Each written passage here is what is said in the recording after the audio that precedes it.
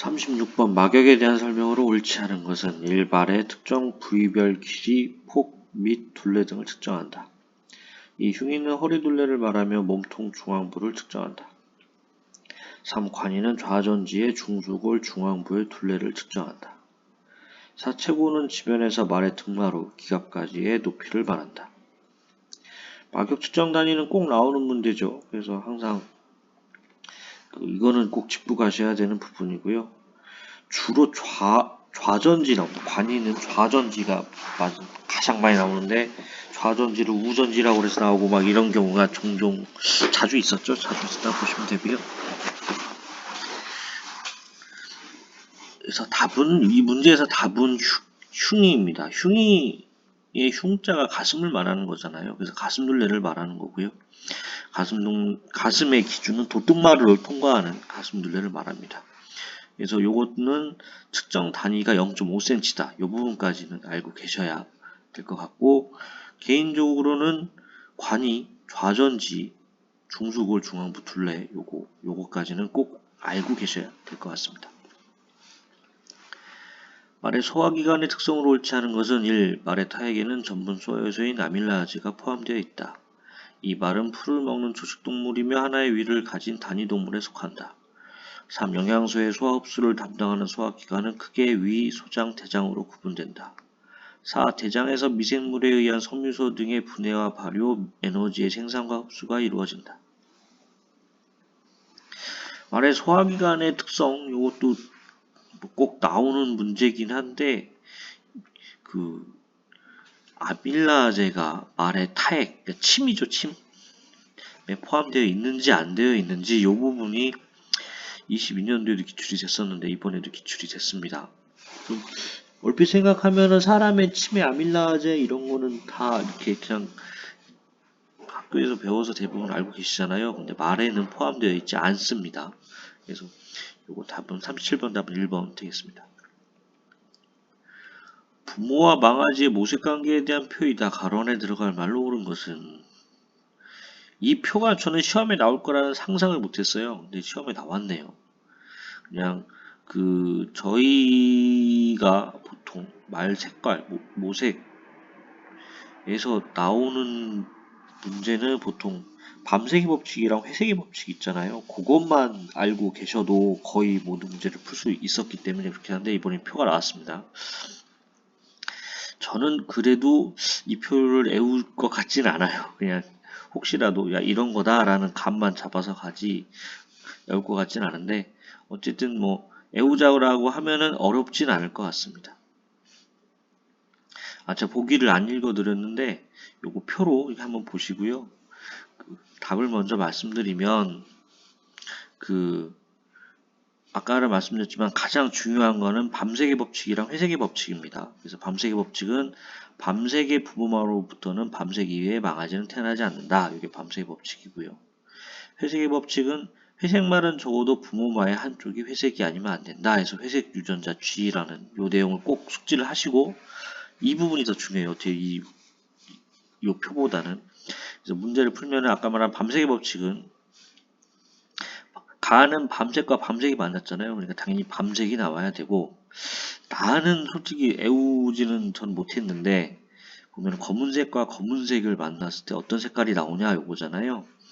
근데 왠지 다른 거는 밤색, 검은색, 갈색으로 다 표시가 되어 있고 나만 이제 어떤 건지 궁금증이 드는 문제인데 일단 가에서 밤색으로 저희가 이제 3, 4번이 아닌 거를 알았잖아요.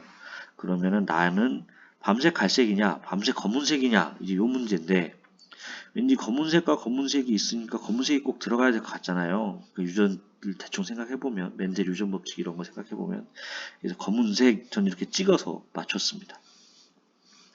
그래서 요 표를 다 외우셔라. 요거는 솔직히 장담 못 하겠는데 어쨌든 이 표에 다른 부분이 딱 두 개가 있는데 그게 바로 가하고 나의 포인트고요. 어쨌든 이번 문제를 통해서 이런 게 있구나 이렇게 하시면 될 것 같고 어쨌든 모색 관계는 밤색의 법칙과 회색의 법칙 요 두 가지는 꼭 알아두셔라 이렇게 정리해드리고 싶습니다. 39. 더러브렛의 3대 시조 ABC에 해당하지 않는 것은 벌써 더러브렛의 3대 시조 하면 벌써 답이 나와야죠.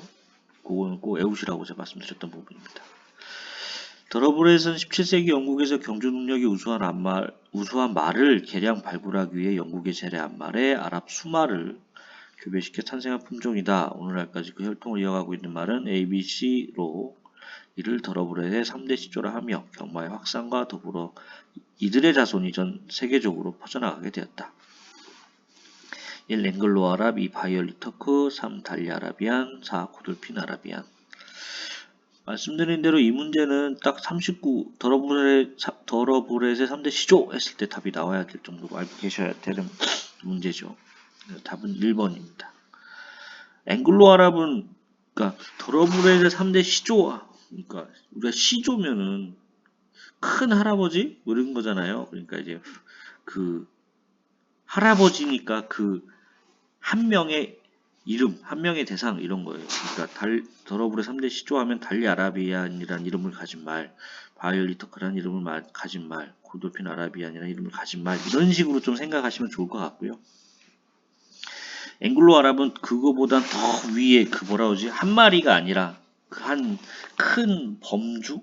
부류? 뭐 우리로 치면은 뭐라고 할까요? 뭐 흑인, 백인, 뭐 아랍인 요 정도 되는 큰 보류 이렇게 생각하시는 게 이 문제를 풀 때 좀 도움이 될 것 같습니다. 뭐 이런 거 다 그냥 뭐 하시면 더러브렛의 3대 시조하고 현대 더러브렛의 3대 혈통만은 꼭 2년에 한 번씩 이 둘 중에 하나를 묻는 문제가 꼭 나오는 것 같습니다. 그래서 꼭 알아두면 좋을 것 같고요. 다시 한번 말씀드리면 더러브렛의 3대 시조는 달리 아라비안, 바이올리 터크, 고돌핀 아라비안. 현대 더러브렛의 3대 혈통만은 나수룰러, 네이티브 댄서, 노던 댄서 이렇게 생각을 하시면 될 것 같습니다. 꼭 알아두셔야 돼요. 이거. 사실 말의 등록에 대한 내용으로 옳지 않은 것은 말의 마명은 한글로 외벽 없이 내자 이내로 한다. 이 더러브렛의 등록은 1993년부터 시행하고 있으며 1998년에 한국혈통서가 국제공인을 받았다. 3. 기초 등록은 혈통으로 확인할 수 없는 말 또는 그 사이에 태어난 말의 개체 식별상, 생산자 등을 공부에 올리는 것이다. 4. 승용말 등록은 2009년부터 시행하고 있으며 2011년 말산업 육성법이 발효되면서 전국의 모든 말을 대상으로 등록을 하고 있다. 이거 그냥 말의 등록, 이게 그러니까 말에 등록하고 더러브렛, 경주마의 등록이 제도가 다릅니다. 근데 그거를 섞어서 내가지고 착각을 할 수 있게 문제를 냈는데 그래도 다행히 답은 어렵지 않게 풀 수 있는 그런 상황입니다. 마명의 제한, 그냥 말 이름은 한글로 여백 없이 8자 이상인 마명이면은 제한을 받습니다. 그러니까 8자 이상이면 제한을 받는다. 그리고 그런데 더러브렛은 한글로 여백 없이 6자 이내입니다. 결국에는 이게 그냥 말은 그냥 저희가 뭐 그냥 승마용 말이나 그런 말은 8자고 경주용 말은 6자다. 저희가 그렇게 생각을 하시면 저기 어디야 그 마사회 가면 경마장 가면 뛰는 말 그런 말들은 6자다 이렇게 생각하시면 되는데 만약에 이거를 말의 마명을 한글로 여백 없이 8자 이내로 한다 이렇게 했으면은 죄송합니다. 말의 마명은 한글로 여백 없이 6자 이내로 한다 이렇게 했으면 사람들이 많이 헷갈렸을 거예요. 근데 6이나 8이 아니고 4로 문제를 냈기 때문에 많은 사람들이 어렵지 않게 문제를 풀 수 있지 않았을까 이런 생각을 좀 해봅니다. 그래서 일반 말은 8자, 더러브렛은 6자 요거 꼭 알고 계시면 되겠고요. 3번과 4번은 이게 답이라고 나오지는 않은데 보기로는 항상 나온다 이렇게 생각하시면 되겠고요. 이것도 어쨌든 종종 출제되는 부분이니까 이 문장도 알고 계시면 좋을 것 같습니다. 이렇게 돼서 마학 3부를 마치고요. 도움이 되셨다면 구독과 좋아요 부탁드립니다. 감사합니다.